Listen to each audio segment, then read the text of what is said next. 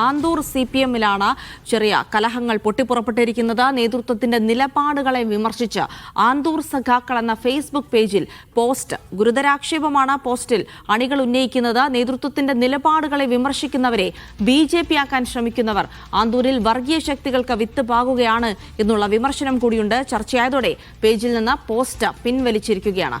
വിജേഷ് ഗോവിന്ദൻ തുടരുന്നുണ്ട്. വിജേഷ്, ആന്തൂരടക്കം PK ശ്യാമളയുടെ സ്ഥാനാർത്ഥിത്വവുമായി ബന്ധപ്പെട്ട് ശ്രദ്ധേയമായ ഒരു സ്ഥലം കൂടിയായിരുന്നു ആന്തൂർ. അപ്പോൾ അവിടെ നിന്ന് ഉയരുന്ന ഇത്തരം പ്രതിഷേധ പോസ്റ്റുകൾ അത് പാർട്ടിക്ക് വലിയ വെല്ലുവിളിയാകുമെന്നതിൽ തർക്കമില്ല. എന്താണ് ഈ പോസ്റ്റിന്റെ ഉള്ളടക്കം?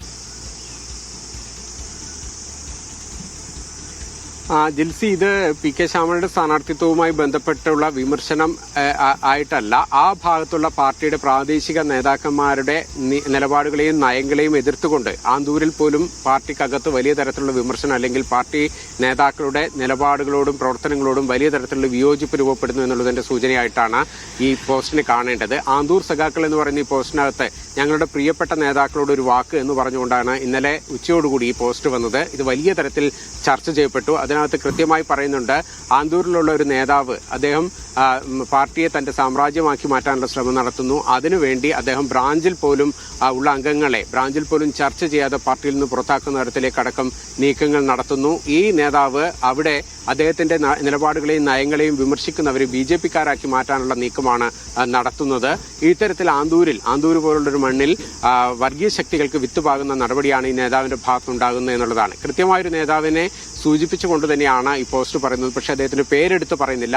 ഏരിയ കമ്മിറ്റി അംഗം എന്ന് മാത്രം പറഞ്ഞുകൊണ്ട് ഇത്തരത്തിലുള്ള വിമർശനം വന്നു. അത് ഈ തെരഞ്ഞെടുപ്പിലടക്കം പ്രതിഫലിച്ചേക്കും എന്നുള്ള സൂചന കൂടി ഈ പോസ്റ്റിനകത്തുണ്ട്. ഇത് വലിയ തരത്തിൽ ചർച്ചയായതിനു പിന്നാലെ ഈ പോസ്റ്റ് പിൻവലിച്ചു. ഒപ്പം തന്നെ TK ഗോവിന്ദനെ വിമർശിച്ചുകൊണ്ടുള്ള മറ്റൊരു പോസ്റ്റ് അതിനുശേഷം ഈ പേജിനകത്ത് വരികയും ചെയ്തു.